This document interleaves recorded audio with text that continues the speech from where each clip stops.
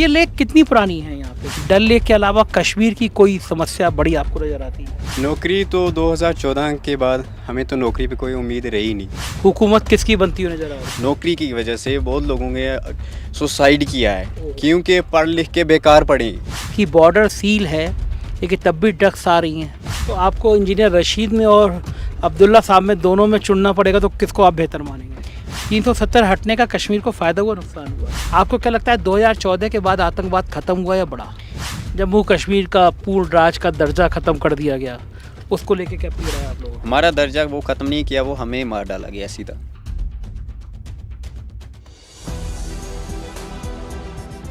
नमस्कार, मैं हूं संजय शर्मा। आप देख रहे हैं 4PM न्यूज़ नेटवर्क। मैं अगर आपको ये नहीं बताऊंगा कि मैं कहां पर हूं, तब भी आप में से अधिकांश दर्शक समझ जाएंगे कि मैं श्रीनगर में हूं, डल लेक में हूं, और रात के वक्त जो मेरे पीछे लाइटें जल रही हैं, ये हाउस बोट आप देख रहे हैं। कश्मीर धरती का स्वर्ग कहा जाता है और वास्तव में ये जगह स्वर्ग है। रात में आइए तो पूरा श्रीनगर की जो लाइटें हैं वो डल लेक में पड़ती हैं। बहुत सारी हिंदी फिल्मों के पुराने गाने यहाँ पे लेक पर, इन हाउस बोट पे गाए गए हैं। और यहाँ पे जो शिकारा बोलते हैं ना इसको, शिकारा पे हम लोग बैठे हुए हैं, घूम रहे हैं, और मेरे साथी हैं, इनसे बातचीत करूँगा मैं। और कल रात भी मैं इनके संग बातचीत करता रहा, घूमता रहा था यहाँ पे, और बहुत अच्छा लगता है। रात की लगभग 11 बजने को हैं, लेकिन अभी भी खूब चहल पहल है, लोग शिकारा में घूम रहे हैं। तो कुछ जानते हैं, मेरे साथ ही जो सहयोगी हैं भाई बैठे हैं, इनसे कश्मीर के बारे में कुछ बातचीत करते हैं। नाम क्या है आपका? नुमान। नुमान भाई, नुमान का मतलब क्या होता है? चमत्कार। चमत्कार। तो आप खूबसूरत हो, आप चमत्कार हो। जो आप समझोगे। किसने रखा था आपका नाम? घर वालों ने। घर वालों ने रखा हाँ, था। आपको लगता है आप चमत्कार करते हो कुछ? हाँ, बहुत चमत्कार करते करते हो? हाँ। क्या क्या किया जैसे? जैसे बहुत कुछ किया है। बहुत कुछ किया है। नुमान भाई, आप दिन में यहाँ पे जो हाउस बोट हैं, ये जो मेरे पीछे हाउस बोट हैं, ये आपके हैं? हाँ, मैं एक्चुअली हाउस बोट ओनर हूँ। अच्छा, कौन सा वाला, क्या नाम है? हमारा हाउस बोट का नाम है HB न्यू गोल्डन बेल। अच्छा, ये पीछे तो है, ये सामने आपका। ये सामने वाला अपना हाँ, ही ये है अपना हाउस ही। बोट। हाँ कितना सुंदर है ना ये। हाँ, सुंदर तो है। कितने कमरे बने हुए हैं इसमें? इसमें 3 कमरे हैं। 3 कमरे हैं। और जाड़ों में भी और गर्मियों में भी लोग रख के रखते हाँ, हैं। आराम से सर। विंटर्स में भी और समर्स में भी आते हैं इधर। ये जो डल लेक है, बहुत पुराना इतिहास है। आपके जो पूर्वज होंगे, ग्रैंड फादर होंगे, उनके फादर होंगे, उन सब ने डल लेक देखी होगी। आपने कब बनाया था ये अपना हाउस हमारी 5th जनरेशन है यहाँ पे। बोट? अच्छा, मेरी 5th जनरेशन है यहाँ पे। और ये हाउस बोट कितना पुराना है? ये करीबन 80 साल से होगा। लोगों के मन में बड़ा ये कौतूहल है कि लेक के अंदर बने होते हैं, ये जो लकड़ी होती है, ये गलती नहीं है? नहीं, ये देवदार की होती है। नाम सुना होगा वो देवदार की। देवदार की हाँ, ये पानी में अच्छी रहती है ये। अच्छा, कितने कितने साल पुराने यहाँ पे हाउस बोट हैं? ये करीबन मेरा वाला 50 अराउंड 50 50 साल। 50। मैं यहाँ पे 2 बार रुका हूँ हाउस बोट में। एक बार जब मैं आया तो बहुत कड़ाके की ठंड पड़ रही थी, तो हमको लगा कि शायद ये गलत फैसला हो गया है, क्योंकि इतनी ठंड है और लेक में कौन रुकेगा। लेकिन अंदर गए तो अंदर एक वो बहुत बढ़िया सी चिमनी सी बनी हुई थी, है ना, उसके अंदर से वो कश्मीरी बुखारी बोलते हैं हम। बुखारी बुखारी बोलते हैं। लेकिन बुखारी तो छोटा होता है, उन्होंने बहुत बड़ा सा इतना बड़ा होता है वो, इतना बड़ा होता है। हाँ। रूम में लगा दिया था। रूम में रहता है वो, सिटिंग हॉल पे भी रहता है। अच्छा, जहाँ पे खाना गर्मी हाँ, जाड़ों में। हाँ, तो वो देख के बुखारी जो है वो काफ़ी बड़ा सा था, बहुत अच्छा लगा। और वो पहला अनुभव जो होता है, कभी आप आएंगे और इसमें हाउस बोट में रुकेंगे, तो पहला अनुभव बड़ा थ्रिल सा होता है कि आप एक लेक के अंदर रुके हुए हैं। एक 3 4 5 कमरों का हाउस बोट है, और बहुत अच्छे, बहुत सुंदर डिजाइन के बने होते हैं हाउस बोट। हम जब सुबह उठे तो रात में आए थे, देर रात में आए थे। सुबह उठे, हमने आसपास देखा कमल के फूल थे बहुत सारे। कमल के फूल थे। और फिर जब हमारी बोट को उन्हें घुमाने ले गए तो पूरा पूरा मीना बाजार था। लोग हाउस बोट पे, आपके जो, जैसे मैं शिकारा पे हूँ, अगर दिन का वक्त होता तो लोग यहाँ पे आ जाते और आपको ज्वेलरी दिखा रहे होते, सामान दिखा रहे होते, आपको बता रहे होते। ये जो कल्चर है, ये कहाँ कहाँ से लोग आते हैं यहाँ पर? ये लोकल है, कश्मीर के ज़्यादा ही यहाँ पे। जो लोग बेचते हैं, हाँ, ये विलेज साइड से आते हैं ज़्यादा ही यहाँ पे। गांव के लोग होते हैं जो बना के लाते हैं। मैंने देखा कि शायद कश्मीर की जो कल्चर है, कश्मीर के कपड़े होते हैं, हैंडीक्राफ्ट होता है, वही सब चीज़ें लाते हैं ना यहाँ नहीं, वो भी है, वो तो विलेज से आता है सारा। पे? अच्छा। हाँ, और उनकी बिक्री के लिए ये शिकारा हाउस बोट है ना। हाँ। ये बताइए मुझे कि यहाँ पे सबसे बड़ा हाउस बोट कौन सा है जिसमें सबसे ज़्यादा कमरे हो? सबसे बड़ा तो निगीन लेक में, इधर नहीं है। नाम सुना होगा निगीन लेक। हाँ। उधर बड़े बड़े कमरे और अच्छे वाले कमरे वहाँ पे, लेक्स वाले, सुपर लेक्स वाले कमरे यहाँ पे। अच्छा, कितने जो हाउस बोट सबसे बड़ा कितने कमरों का है? सबसे बड़ा लगता है 7 कमरों का है यहाँ पे। 7 कमरों का। कौन सा हाउस बोट है वो? नाम नहीं पता, वो निगीन लेक में है। अच्छा, नगीन लेक में है। ये लेक कितनी पुरानी है यहाँ पे जिसमें, बहुत पुरानी है। और कितनी गहरी है? यहाँ पे जो अभी आप प्रेजेंट हो यहाँ पे करीबन 8 फीट है यहाँ पे। अच्छा। आगे आगे जाओगे 12, 15, 16, आगे आगे इतना आगे आगे है। अच्छा, जितना आगे उधर चलते चले जाएंगे। भैया हमको जरा थोड़ा गहराई वाली तरफ भी ले चलिए। ये 8 फुट पे हैं, हम लोग जरा 15-16 फुट पे ले चले। आपके दोस्त से इनका नाम क्या है? इसका नाम तारिक है। तारिक। आसान आसान नहीं होता? आप चला लेते हैं? ये नाव चलाना भी आसान हाँ, नहीं होता? ये असली यहाँ का नहीं है, बाहर का ही है। ये विलेज साइड का है। अच्छा, ये विलेज का हाँ। है। ओके। तारिक भाई जरा उधर गहराई वाली तरफ ले चलिए, उधर भी देखें। मुझे बताइए कि ये जो टूरिस्ट आते हैं ये सबसे ज़्यादा कहाँ के कौन सी जगह से आते हैं? ज़्यादा तो आते हैं मुंबई से भी आते हैं। अभी तो ज़्यादा हरियाणा के आते हैं। हाँ भाई, टाइम हरियाणा के बहुत आते हैं अभी। अच्छा, वैसे मुंबई के लोग ज़्यादा आते हैं। मुंबई के ज़्यादा आते हैं। पिक्चरों की शूटिंग वूटिंग भी होती है ना? हाँ, डल लेक में बहुत हुई है। अच्छा। हाँ। मुझे बताइए कि एक दौर ऐसा था कि कश्मीर में लोग आने से डरते थे, आतंकवाद की बातें होती थी। आपने तो अपनी उम्र में देखा नहीं होगा वो। नहीं, वो देखा नहीं है। ऐसा ही कुछ, ऐसा कुछ है ही नहीं यहाँ पे। आप खुद यहाँ पे आपने कुछ देखा, आपसे कुछ किसी ने बोला? नहीं, मैं तो 2014 में आया था और दर्शकों को बताना चाहूँगा कि जब मेरा प्रोग्राम बना मैं अपने परिवार के साथ आया। तो जो मेरा प्रोग्राम था उस समय 2014 के आसपास कश्मीर में 100 साल बाद इतनी भयंकर बाढ़ स्नोफॉल आ गया था, सब बंद हो गया था एक हफ्ते के लिए।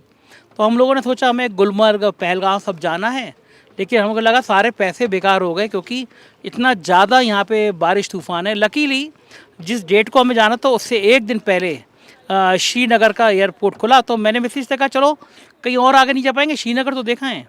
हम लोग श्रीनगर में आए तो उसी दिन फिर पहलगाम खुल गया, उसका अगले दिन गुलमर्ग खुल गया।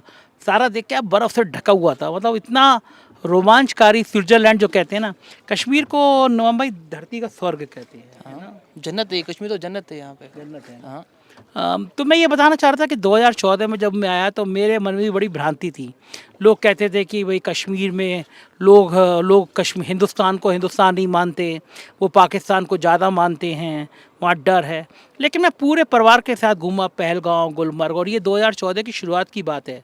2013 का आखिरी या 14 की शुरुआत होगी। मैं ये दावा कर सकता हूँ कि शायद मैं भारत में बहुत सारी जगह घूमा हूँ, लेकिन उस समय भी कश्मीर के लोग जितना गेस्ट को, जितने अतिथियों को प्यार देते हैं, सम्मान देते हैं, शायद देश के किसी अन्य हिस्से से कम नहीं होता होगा, ज़्यादा ही होता होगा। क्योंकि यहाँ का जो मेन जीविका चलाने का या राज्य की आमदनी का मुख्य स्रोत है, उसमें टूरिज्म एक बहुत बड़ा साधन है। बहुत टूरिस्ट आते होंगे ना? हाँ, बहुत टूरिस्ट आते हैं। पहले ज़्यादा आते थे, अब ज़्यादा आते हैं या उतने ही आते हैं? पहले ज़्यादा आते हैं। पहले ज़्यादा आते थोड़ा कम है, थोड़ा कम है। अभी इलेक्शन के, अभी इलेक्शन चल रहा है ना। हाँ, चुनाव चल हाँ, रहा है, चुनाव की इसीलिए। मुझे ये बताइए नुमान भाई कि आपने देखा होगा 10 साल पहले, कितने साल के हो आप? 19। 19 साल के हो तो 10 साल पहले की क्या बात करूँ, बहुत छोटे रहे होगे। लेकिन सुना होगा कि आपने वो 370 हटी थी, तो उसकी बातें लोग करते होंगे घर पे। 370 हटने का कश्मीर को फ़ायदा हुआ, नुकसान हुआ? उसका पता नहीं है मुझे। उसका कोई पता नहीं है ना, वो छोटे रहे होगे आप। आप यूथ हो, नौजवान हो, बोट है आपका? हाँ, है ना, दिखा है ना, 2 हाउस बोट है हमारे। 2 हाउस बोट है हमारे। हाँ, बोट वो चुनाव वाला बोट, अच्छा, वोट नहीं। डालने वाला बोट। अच्छा। कल इलेक्शन में हाँ, जो वो वोट तो डाला, हाँ, वोट है। हाँ, वोट तो है। तो कल वोट है, कल तो डालना ही है, कर वालों। डालें, हाँ, डालना है। तो मन बना लिया किस पार्टी को डालना है? हाँ, डालना है, एक पार्टी को डालना है। एक पार्टी को डालना है। यहाँ के नौजवान जो है, जिनके मन में है कि इस पार्टी को डालना है, इस उम्मीदवार को डालना है, तो उनके मन में सोच क्या है कि किसको, कौन सी पार्टी को देंगे, और ये पार्टी कश्मीर के लिए, नाम मत बताइएगा चाहें, क्या सोचते हैं कि ये पार्टी, कौन सी पार्टी ऐसी होगी जो कश्मीर का विकास कर सकती होगी? अभी बताना नहीं है मामले में, चलिए कोई बात नहीं। लेकिन यहाँ के क्या लग रहा है, लोग पिछली बार के मुकाबले में वोट ज़्यादा डाल रहे हैं इस बार। डाल रहे हैं। कारण क्या है, क्यों ज़्यादा डाल रहे हैं? उसका पता नहीं। उसका पता नहीं, पॉलिटिकल। ये उसका पता नहीं है मुझे। कश्मीर में एक थिएटर खुला था, शायद मैं जब आया तो उसके आसपास ही थिएटर खुला था। खुला है थिएटर, अभी बंद हो गया अभी वो? चल रहा है, अभी थिएटर चल रहा है। श्रीनगर में है थिएटर वो। हाँ, हाँ। लोग जाते हैं पिक्चर देखने? हाँ जाते, कम तो जाते। जाते हैं। कश्मीर की मुख्य समस्या क्या है? आप जब लोगों में बैठते हो, यूथ में बैठते हो, क्योंकि मैं 2-3 दिन से जितना घूमा। हमारा ये है डल लेक का, क्या? ना सफाई, ना आप खुद देखो अभी टूरिस्ट है, ना सफाई ना कुछ है, कचरा सब कुछ है। जो जो बाहर के आते हैं, कचरा डालते हैं ऐसे ही, ऐसे जैसे आप हो, डाला कचरा यहाँ पे, डाला डल लेक में, किया डल लेक गंदा। यही बात है, सफाई नहीं होती। सफाई यहाँ पे कुछ भी नहीं होती है। आप लोगों ने जो हाउस बोट चलाते हैं, जो शिकारा चलाते हैं, आप लोगों ने यहाँ पे राज्यपाल से मांग नहीं करी कि डल लेक वो तो वो हम तो यहाँ हमारा से यहाँ पर तारिक तारिक पतलू है, वो बात करते हैं सर, बहुत बात करते हैं उसमें, इस चीज़ में बहुत इंटरेस्ट है उसमें, डल लेक में सफाई में बहुत। ना आप खुद देखो सफाई, कचरा कितना है डल लेक में, कस्टमर। हाँ, मैं मुझे बड़ा ख़राब लग रहा है, इतनी सुंदर डल लेक है और इतना ज़्यादा इसमें गंदगी नज़र आ रही है। हाँ इसीलिए क्यों नहीं कराते सफाई? इतनी सुंदर डल लेक को ऐसा क्यों छोड़ दिया है? क्या बताएं हम तो बोलते हैं सफाई करो, आता कोई नहीं है। एप्लीकेशन भी डाली हमने। आपके घर पे सब लोग बात करते होंगे, डल लेक के अलावा कश्मीर की कोई समस्या बड़ी आपको नज़र आती है? यहाँ के लोगों ने कहा कि उनके पास रोज़गार कम है, नौजवानों के पास। तो हम भी यहाँ तो रोज़गार ही नहीं है, जो अभी तो इंजीनियर है, 12th पास 11th, काम कुछ भी नहीं है, ग्रेजुएशन करके घर पे बैठे हैं, अभी कुछ काम ही नहीं इनका बेचारों का, घर बैठे बैठे हैं। हमारा भाई इधर है, शिकार चला रहा है, ग्रेजुएशन करके है, शिकार चला रहा है, ना नौकरी ना कुछ। मुझसे लोगों ने एक और समस्या बात की कि जो नौजवान हैं कश्मीर के, यहाँ पे ड्रग्स की समस्या बहुत बढ़ती जा रही है, नौजवान नशे के आदी होते जा रहे हैं कश्मीर में। उसका पता नहीं है मुझे, हमें सुमो को हाथ नहीं लगा रहा हूँ। अच्छी बात है, नहीं आप तो नहीं कर रहे, लेकिन ये चर्चा होती है कि नौजवान नशे का आदी हो रहे हैं। वो तो है। कश्मीर में मैं 3-4 दिन से 2-3 दिन से जब घूमा हूँ, तो लोगों ने एक ये समस्या बहुत ज़्यादा बताई कि कश्मीर में पहले नशा नहीं था, ड्रग्स नहीं था, लेकिन पिछले 10 सालों में यहाँ ड्रग्स का कारोबार बहुत बड़ा है। ये कश्मीर के लिए बहुत ख़तरनाक है। आज एक साथी पत्रकार आए थे मेरे साथ, पुलवामा के हैं, और उन्होंने मुझसे कहा कि यहाँ के नौजवान डिप्रेशन के शिकार हो रहे हैं, और जो रीज़न उन्होंने बताया वो ये बताया कि यहाँ रोज़गार नहीं है। तो लोगों को लगता है कि पूरी ज़िंदगी अब जी के क्या करेंगे, तो अच्छा है कि नशा करो, नशे में पड़े रहो, डिप्रेशन में चले जाओ। और उन्होंने मुझे बहुत सारी जगह बताई कि यहाँ पे बहुत बड़े बड़े लोग ऐसे हैं जिनके बच्चे नशे के आदी हो गए, डिप्रेशन में चले गए। और लोगों का मानना है कि ड्रग्स पता नहीं कहाँ से आ रही हैं, और मेरे लिए भी बड़ी हैरानी थी कि बॉर्डर सील है लेकिन तब भी ड्रग्स आ रही हैं। और कश्मीर में, श्रीनगर में ड्रग्स एक बहुत चुनौती बन गया है प्रशासन के लिए, यहाँ के लोगों के लिए, क्योंकि पूरी पूरी नई पीढ़ी ड्रग्स के नशे में, चुंगल में आ गई है। हम कुछ और जगह पे आ गए हैं। ये कौन सी जगह पे आ गए हम लोग? हम यहाँ गेट पे नंबर 7 और 8 के बीच में है अभी हम। ये गेट नंबर 7 और 8 के बीच में है। है। हाँ जी।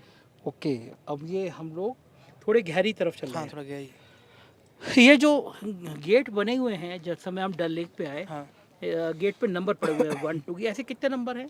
ये 23 नंबर है, ऐसे 23 नंबर 23 तक। नंबर है। तारिक भाई 23 नंबर तक ले चलेंगे ना हम लोगों को घुमाने के लिए? थक तो नहीं जाएंगे? अच्छा, आपको आता है शिकारा चलाना? हाँ सर, बचपन से इधर ही, 5th जनरेशन मेरी इधर ही, तो आता है आगे चलाना? क्यों नहीं सर। थोड़ी देर आप चलाइए, हम जरा तारिक भाई से बात कर लें। हाँ क्यों नहीं। ट्रांसफ़र करा लें, तारिक भाई आप आ जाइए और थोड़ी देर आपसे ही बात गुफ्तगू हो जाए। हाँ क्यों नहीं। अब तारिक भाई आ रहे हैं और तारिक भाई से बातें करेंगे, नुमान भाई थोड़ी देर हमारा शिकारा चलाएंगे। जब उठते हैं ना, हिलता है तो लगता है बस थोड़ा ज़्यादा ना हिल जाए, गुड़म गुड़म हो जाए हम लोग। मछलियाँ भी हैं ना इसमें? मछली भी, छोटी छोटी मछली भी दिख रही हैं। बड़ा अच्छा लगता है रात में, ये पूरी लाइट पड़ रही है श्रीनगर की, होटलों की, और वो ऊपर लाइट जो जल रही है, छोटा छोटा सा, योगेश दिखाइए आप, वो शंकराचार्य मंदिर है। मैं एक बार उस मंदिर में गया था, इतनी ऊंचाई पे वो मंदिर है, अद्भुत है वो, मतलब चढ़ते चढ़ते पसीने आ गए थे, लेकिन बहुत सुंदर मंदिर है। आइए तारिक भाई, आपसे कुछ गुफ्तगू की जाए। ये तारिक भाई हैं और ये नुमान के दोस्त हैं। दोस्त हैं ना आप नुमान के? हाँ, मैं दोस्त हूँ नुमान का। तारिक नाम है ना आपका? मेरा नाम तारिक है। तारिक भाई कब से सीखा आपने शिकार चलाना? मैं तो ये 2022 से चला रहा हूँ। अच्छा 2022 से मैं शिकारा चला रहा हूँ। अच्छा, आपने ग्रेजुएशन किया है? ग्रेजुएशन किया है। ओके, तो कहीं नौकरी वोकरी की तलाश नहीं की आपने? नौकरी तो 2014 के बाद हमें तो नौकरी पे कोई उम्मीद रही नहीं। 2014 के बाद हमें कोई ऐसा कोई मौका नहीं मिला कि हमें कहीं से जॉब मिलेगी। कहीं से भी हमें ऐसी जगह नहीं देखी जहाँ से हमें ये उम्मीद लगती हो कि हमें नौकरी मिल सके। क्यों ऐसा क्यों 2014 में जब 2014 के बाद तो काफ़ी टाइम हो गया, 10 साल हो गया आज तक, बहुत कम नौकरियाँ आई, बहुत ही कम।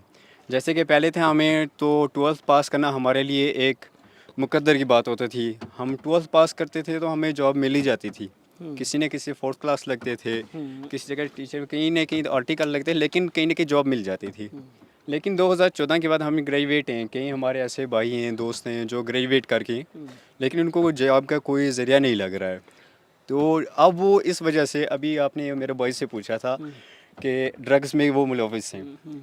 जब बंदे को एक 15 साल से 16 साल से वो अपना करियर बनाने की सोच रहा है, तो 15 साल वो गुजार लेता है कि यही सोच के मैं पढ़ता हूँ लिखता हूँ तो बाद में मुझे अच्छी जॉब मिल जाएगी, मेरी ज़िंदगी बन जाएगी। तो 15 साल वो अपना वेस्ट करके भी उसके बाद भी वो घर में पड़ा है, कहीं से उसको जॉब नहीं मिल रही, कोई से उससे कोई ज़रिया नहीं मिल रहा। तो वो तो ज़रूरी से आपको तो मालूम ही है सर, जब बंदा बेकार हो जाए तो घर वालों की बातें भी सुननी पड़ती है, बाहर वालों की लोगों की तो सुननी है, तो घर वालों की भी सुननी है। हमने आप पे खर्चा किया, इतना किया, तो अभी आपको उसका कोई फ़ायदा नहीं मिल रहा हमें, तो उस वजह से ड्रग्स में मुलविस होते हैं। ये बड़ी संख्या बढ़ गई क्योंकि नौकरी नहीं मिली। नौकरी नहीं मिली, नौकरी की वजह से बहुत लोगों ने सुसाइड किया है, क्योंकि पढ़ लिख के बेकार पढ़े, डिग्रियां ले लेके, लेकिन उनका डिग्रियों का कोई फ़ायदा नहीं आया है। तो अब वो लगता है लोगों को कि हमारा पढ़ना भी बेकार है, हमारा इस तरह की स्टडी करने का कोई फ़ायदा ही नहीं है। जैसे हम पहले स्टडी करते थे शौक़ से, हमें कुछ पढ़ लिख के हम कुछ बन जाएंगे, लेकिन अब वो ऐसा कुछ भी नहीं रहा सर। 2014 में जब यहाँ से धारा 370 हटाई गई थी तो बातें बहुत बड़ी बड़ी की गई थी कि कश्मीर में बहुत सारी इंडस्ट्री लग जाएंगी, रोज़गार आ जाएंगे, कश्मीर बदल जाएगा। 2014 के बाद बदला कश्मीर? 2014 के बाद ये बात उन्होंने इसलिए बोली थी क्योंकि उनको पता था जो कश्मीरी नौजवान हैं ये अपना हक छीनते थे लोग सरकार से, किस तरह छीनते थे, आवाज़ उठाते थे, लेकिन वो अपना वो ले ही लेते थे अपना हक। 2014 के बाद उन्होंने 370 को जब हटाया तो पत्थरबाजी जो भी थी वो गलत बात थी, लेकिन वो कोई गैर नहीं कर रहा, वो अपने जॉब के लिए स्ट्राइक करते थे, अपनी खुद के करियर के लिए करते थे। तब से वो बंद किया तो जॉब भी आनी बंद हो गई, हमारे लिए कुछ नहीं हुआ। 370 हटाया तो हमारा एक वैलियड था वो कश्मीर के अंदर, कश्मीर के हमें ऐसे उन्होंने बोला था यहाँ पे इंडस्ट्रीज़ बनेंगी, फैसिलिटीज़ होंगी, सब चीज़ें सहूलियत मिली, लेकिन ऐसा कुछ भी नहीं हुआ सर। सिर्फ हमारा दिल बहलाने के लिए वो बात कही गई थी ये कि ऐसा किया जाएगा, लेकिन ऐसा हुआ कुछ भी नहीं है। हमारा करियर बर्बाद हुआ है 2014 के बाद। दफ़ा 370 हटा के हमें बहुत ही मुश्किलातों का सामना करना पड़ता है सर। ये मुझे अभी तक याद है जब 370 हटी थी, सतपाल मलिक यहाँ के गवर्नर थे और मैंने उनका इंटरव्यू भी किया था, वो तो बता रहे थे कि एक दिन पहले ही उनको पता चला। लेकिन 370 के बाद में ये भी बात की गई थी कि हम लोग यहाँ के हर साल इतने नौजवानों को नौकरियाँ देंगे। क्या माना जाए कि नौकरियाँ निकली या बिल्कुल नहीं निकली? ये बात आपकी सही है, लेकिन नौकरियाँ निकली 2014 के बाद। आज गवर्नमेंट ने JKP की भर्ती यहाँ पे कश्मीर में लाई, ये यूटी के लिए है, लेकिन उसमें 4000 पोस्ट है। 4000 पोस्ट के बाद जब मैं फॉर्म अप्लाई करने गया तो वहाँ पे 7.5 लाख फॉर्म अप्लाई हुआ है, 7.5 लाख फॉर्म अप्लाई हुआ है। जब मैंने ये बात देखी वहाँ पे तो इतना दुख हुआ कि 7.5 लाख नौजवान बेकार पड़े हैं कश्मीर के अंदर जो बिना रोज़गार के जी रहा है। तो मैंने अपना फॉर्म भी अप्लाई नहीं किया। 10 साल में इतने लोग बेरोज़गार बैठे हुए हैं, तो जो 7 लाख बैठे हैं वो किस स्टेज तक, वो किस हाल में जी रहे हैं। यहाँ पे 100 की बात नहीं हो रही है, यहाँ पे लाखों में बातें हो रही हैं, लाखों की तादाद में नौजवान बेरोज़गार पड़े हैं घरों में। हाँ, ये मैं देख रहा हूँ 2-3 दिन से मैं जब बात कर रहा हूँ तो बेरोज़गारी, और लोगों ने ये भी कहा कि इस बीच में शायद बेरोज़गारी एक वजह रही होगी, लेकिन फिर ड्रग्स का काम बहुत बढ़ गया था। ड्रग्स का काम बढ़ गया। कई नौजवान ऐसे हैं जो ओवर एज हो गए, जिनकी अब एज नहीं रही कि वो सरकारी जॉब कर सकें। जैसे JKP की इन्होंने भर्ती भी लाई, उस पर भी काफ़ी आवाज़ उठाई कि इसमें एज रिलैक्सेशन दे दो हमें, लेकिन उस पर भी कोर्ट से बात गई कि बढ़ाएंगे, लेकिन उस पर भी कोई फ़ैसला नहीं किया गया। वरना कश्मीर के अंदर इतने बेरोज़गार हैं जो ओवर एजेड हैं, जो पढ़ के IAS IPS की तैयारी कर के उनको जॉब नहीं मिल रही, क्या वो JKP की अपनी पोस्ट नहीं निकाल सकेंगे? वो तो आराम से अपनी पोस्ट निकाल सकेंगे, लेकिन उनको फ़र्क इतना लग रहा है कि वो ओवर एजड हैं। तो एज में अगर रिलैक्सेशन उनको मिल जाती तो वो अपना फॉर्म अप्लाई कर सकते, तो उनको भी एक उम्मीद जाग जाती।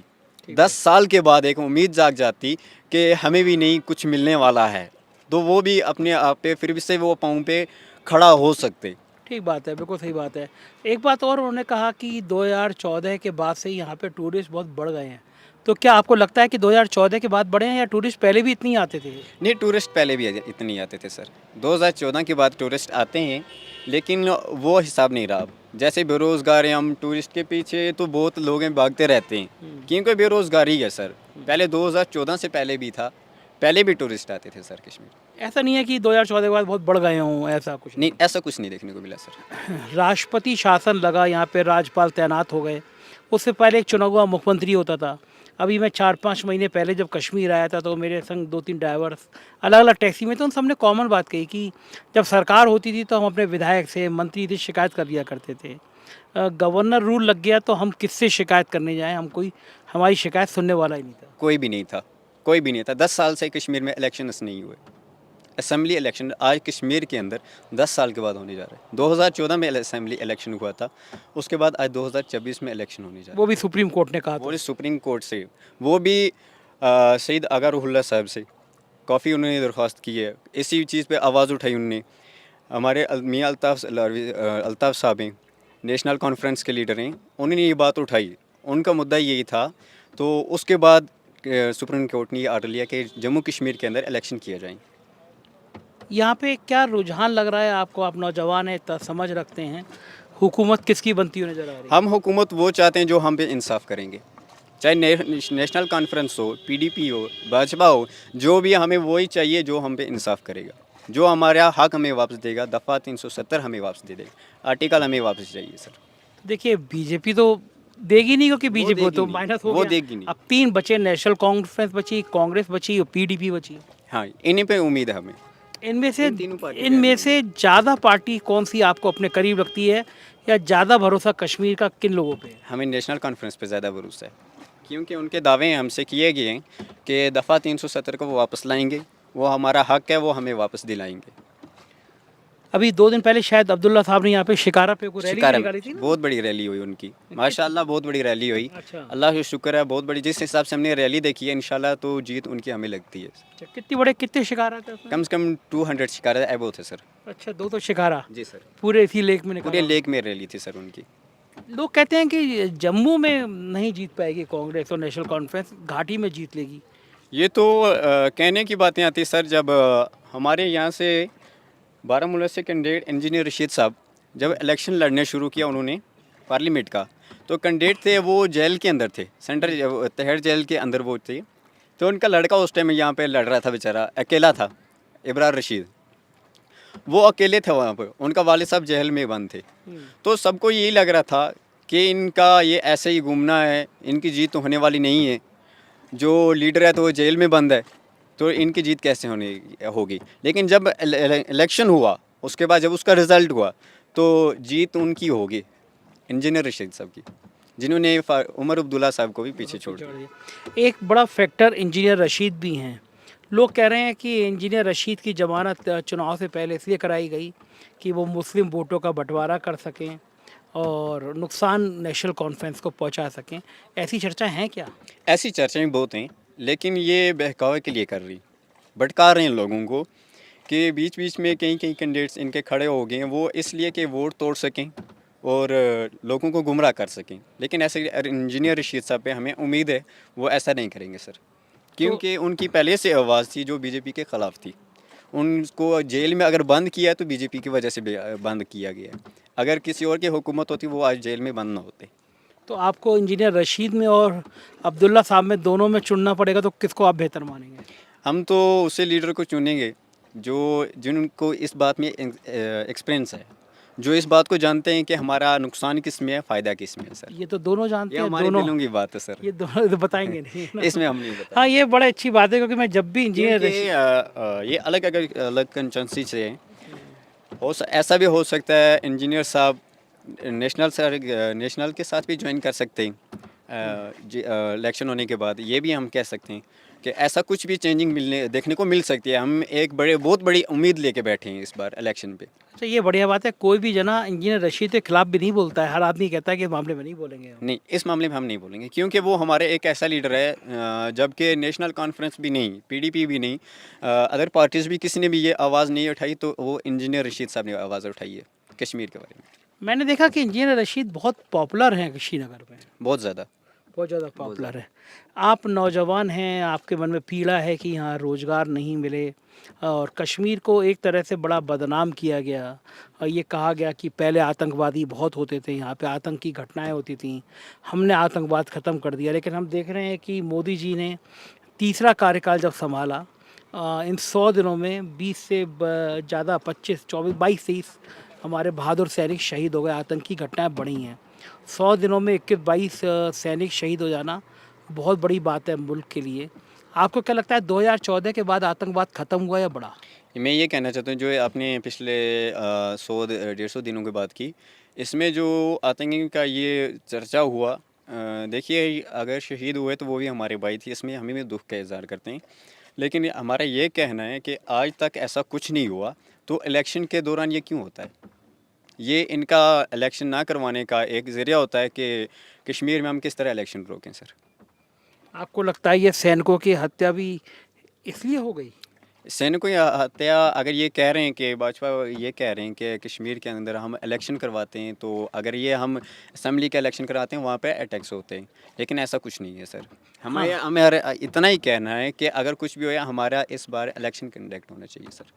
चुनाव तो हो ही रहा है, पहला चरण होना हो गया। चाहिए, बस अल्लाह का शुक्र है, ये होना चाहिए। इसी के ऊपर हमें बहुत बड़ी उम्मीद लेके हम बैठे हुए हैं सर। जम्मू कई कश बेरोजगार नौजवान हैं जिनको इस इलेक्शन पे उम्मीद है कि इस बार हमारा कुछ होगा सर। जम्मू कश्मीर का पूर्ण राज का दर्जा ख़त्म कर दिया गया, उसको लेके क्या पीड़ा है आप लोगों को? हमारा दर्जा वो ख़त्म नहीं किया, वो हमें मार डाला गया सीधा। वो हमारा एक बहुत बड़ा दर्जा था जिस पे हमें बहुत एक उम्मीद रहती थी कि जो भी पहले जॉब्स आती थी, वैकेंसीज आती थी, वो जेके को अलग दी जाती थी।